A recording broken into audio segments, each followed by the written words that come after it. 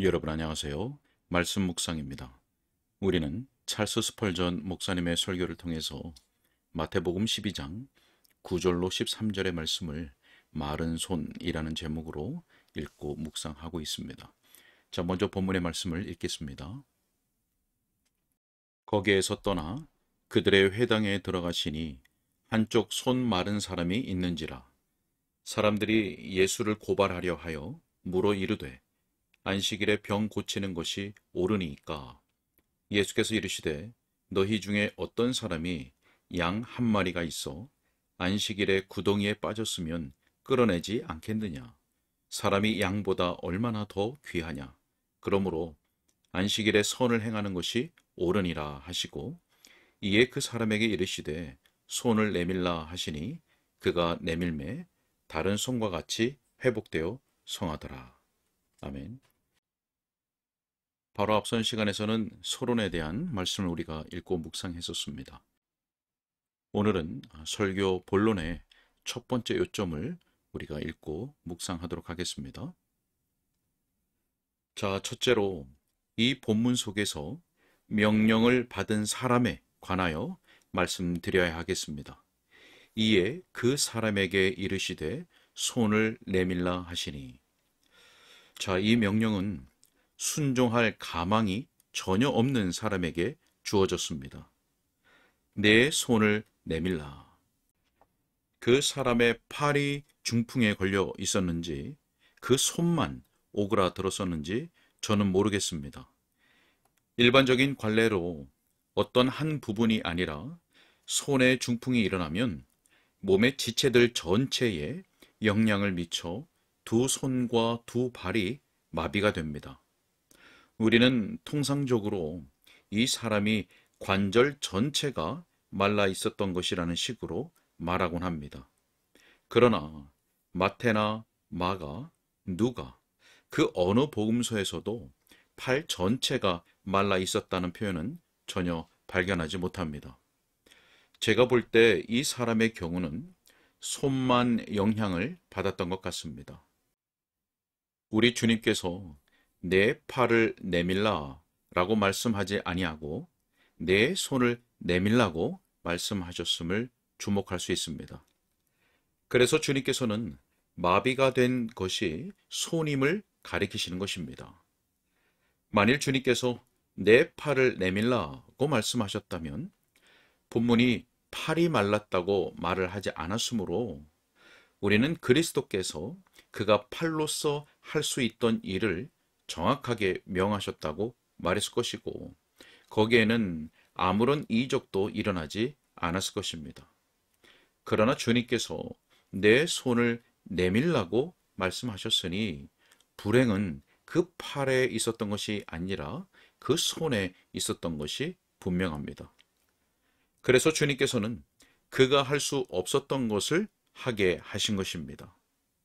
그 사람의 손이 분명히 말라 오그라 들어 있었습니다. 그 사람은 그저 병든 채 하지 않았습니다. 자기가 중풍에 걸려 마비되어 있는 것처럼 가장하지 않았습니다. 정말 그는 아무것도 할 수 없었습니다. 그 손은 생명의 기운을 상실하고 있었습니다. 그 손에 힘을 주었던 기운이 말라버린 것입니다. 그래서 그 손이 오그라들었고 쓸모없는 것이 되었습니다. 그래서 그 손을 가지고는 아무것도 할 수 없었습니다.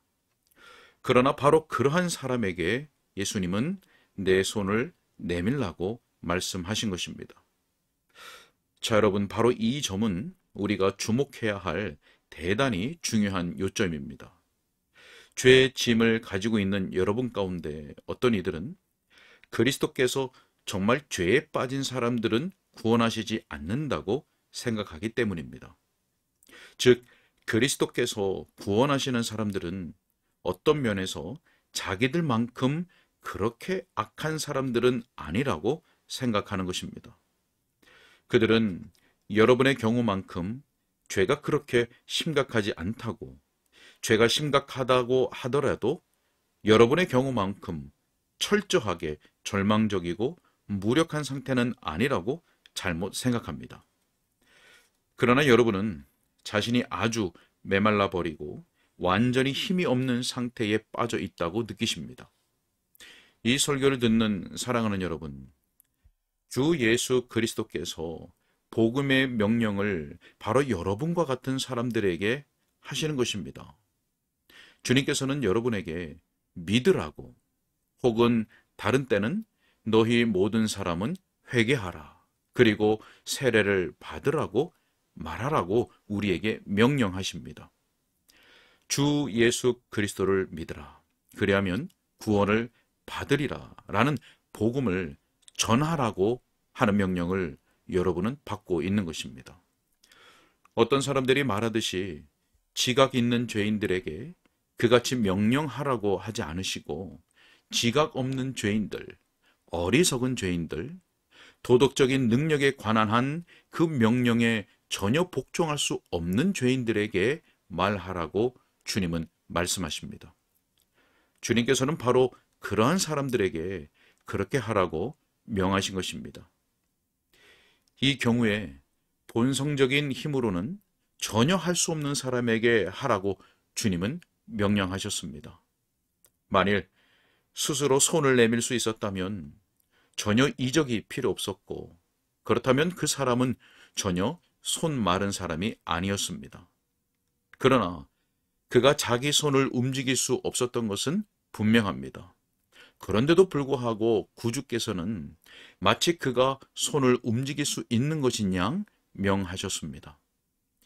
이 경우를 통해서 저는 죄인에게 말하는 복음적 방식의 한 상징을 발견합니다. 왜냐하면 복음은 비참과 무능 속에 있는 사람에게 바로 내게 이 구원의 말씀을 보낸다 라고 외치기 때문입니다. 그대의 불능성과 무능성이야말로 신적 권능을 나타낼 공간이 되는 것입니다. 그대가 그렇게 할 수 없고, 그대가 그렇게 무능하기에 복음이 그대에게 오는 것입니다. 능력의 탁월함은 복음과 주님 자신에 거하는 것이지 구원받은 사람 속에 있는 것이 아님을 드러내려 함입니다. 자, 예수님께서 그 사람을 치료하실 때 내리신 명령은 전적으로 무능한 사람에게 말씀하신 것입니다. 자, 그러나 여러분이 주목해야 할 요점이 있습니다. 그 명령은 온전히 순종하려고 하는 사람에게 주어진 것입니다. 왜냐하면 이 사람은 예수님께서 무엇을 명하시든지 행할 준비가 되어 있었기 때문입니다. 만일 여러분이 그 사람에게 이렇게 물어보았다고 합시다. 그대는 손 마른 채로 그대로 있고 싶은 생각이 없느냐? 그 손가락이 여전히 생명 없는 채로 쓸모없게 내버려 둘 마음이 있지 않느냐? 불쌍한 사람아, 정말 내 손을 고치고 싶은가? 자, 만일 그러한 질문을 그에게 던졌다면 그는 정말 눈물을 머금고 말했을 것입니다. 아, 저는 정말 제 자녀들을 위해서 일용할 양식을 벌어야 해요. 더 이상 구걸하러 손을 내밀지 않고 다른 사람들의 도움에 의존하거나 아니면 성한 손으로 거친 빵 몇 조각이나 움켜쥐고 있지 않기 위해서 저는 치료받아야 해요. 저는 무엇보다 손이 성하게 되었으면 좋겠습니다. 자, 여러분, 그러나 회심하지 않은 사람들의 최악의 문제는 그들이 치료받기를 원하지 않는다는 것입니다. 회복되기를 원하지 않습니다. 사람이 참으로 구원을 갈망하는 한 구원은 이미 그 사람에게 온 것입니다. 그러나 대부분의 사람들은 구원받고 싶어 하지 않습니다. 우리는 정말 구원받고 싶어요 라고 말을 합니다. 그러나 저는 그렇게 말하는 것을 그대로 고지 듣지 않습니다. 무엇이 구원받는다는 것인지 아십니까? 여러분은 지옥에 가는 것으로부터 구원받는다는 것을 뜻합니까? 물론 모든 사람들이 다 그것을 원합니다. 감옥에 가거나 경찰에게 붙들려 가는 것을 원하고 거기에서 구원받고 싶지 않은 도둑이 있습니까? 그러나 우리가 구원에 대하여 말할 때 그것은 악행을 하는 습관에서 구원받는 것을 뜻합니다. 악의 세력에서 구원받는 것, 죄를 사랑하는 데서 구원받는 것, 어리석은 행습에서 구원받고 범법을 행하는 데서 즐거움을 얻는 그 세력으로부터 구원받는 것을 뜻하는 것입니다. 여러분은 정말 쾌락적이고 은밀한 즐거움을 주는 죄에서 구원받고 싶습니까? 술주정뱅이의 자리에서 구원받고자 간절히 기도하는 그런 주정뱅이가 있는지 보십시오. 부정한 사람이 있으면 그 사람이 정말 깨끗해지기를 간절히 소원하는지 살펴보시고 그런 사람이 있으면 저에게 데려와 보십시오. 습관적으로 거짓말을 하면서 진리를 말하고 싶어 견딜 수 없는 사람이 있습니까? 이기적으로 살아왔었으나 이제는 진심으로 그것 때문에 자신을 미워하는 사람이 있습니까? 그 사람을 데려오십시오. 그 사람이 정말 사랑에 충만해지고 싶어 하고 그리스도를 닮기 원하여 간절한 소망을 가지고 있습니까? 그런 사람이 있으면 데리고 오십시오. 그런 경우가 있다면 정말 싸움은 이미 절반은 이긴 셈이 되는 것입니다. 첫 발걸음을 떼기 시작한 것입니다. 영적 세계에서도 그와 같은 일이 있습니다. 제가 지금 마음으로 생각하고 있는 사람은 그렇게 될 수 없는데도 불구하고 그렇게 되기를 간절히 열망하는 영혼의 경우입니다. 또한 스스로 할 수 없는 것을 하고 싶어 하고 그걸 간절히 바라는 영혼입니다. 그런 사람은 고뇌에 차서 원함은 내게 있으나 선을 행하는 방식을 나는 알지 못한다. 나는 스스로 회개할 수 없으나 회개했으면 좋겠다. 내 마음은 돌같이 느껴진다. 나는 그리스도를 사랑하고 싶으나 세상에 묶여 있다는 느낌이 든다. 거룩하고 싶으나 안타깝게도 죄가 완전히 나를 장악하고 끌어가고 있다라고 울부짖는 사람입니다. 저는 그 사람을 지금 생각하고 있는 것입니다. 그런 사람을 향해서 예수 그리스도의 복음이 명령으로 오는 것입니다. 사랑하는 친구요, 그대가 정말 온전하게 되기를 원합니까? 그렇게 될 수 있기를 바랍니다. 죄에서 구원받기를 소원합니까? 그렇게 될 수 있기를 바랍니다. 부패의 멍에에서 벗어나기를 소원합니까? 그렇게 될 수 있기를 저도 원합니다. 바로 여기에 여러분이 구원받을 수 있는 방식이 있습니다. 주 예수 그리스도를 믿으라. 그리하면 구원을 받으리라. 그의 이름은 예수라 합니다. 왜냐하면 그분은 자기 백성들을 그들의 죄에서 구원하실 자이기 때문입니다. 그분은 정말 죄인들에게 이러한 일을 할 목적으로 오셨습니다. 단순히 죄인인 척하는 사람들에게 오신 것이 아닙니다. 만일 사람들이 죄가 없다면 죄에서 사람을 구원하시는 일을 그가 하실 수 없음이 분명합니다. 손 마른 자가 없다면 마른 손을 고쳐주시는 일도 없습니다. 그분은 자기를 원하는 여러분에게 오시고 죄 있는 여러분에게, 손 마른 여러분에게 오십니다. 이 영광스러운 좋은 소식의 말씀을 바로 여러분에게 선포하는 것입니다. 하나님께서 여러분에게 은혜를 허락하사 그 메시지를 믿음으로 듣게 하시고 그 능력을 느끼게 하시기를 바랍니다. 오늘은 여기까지 읽겠습니다.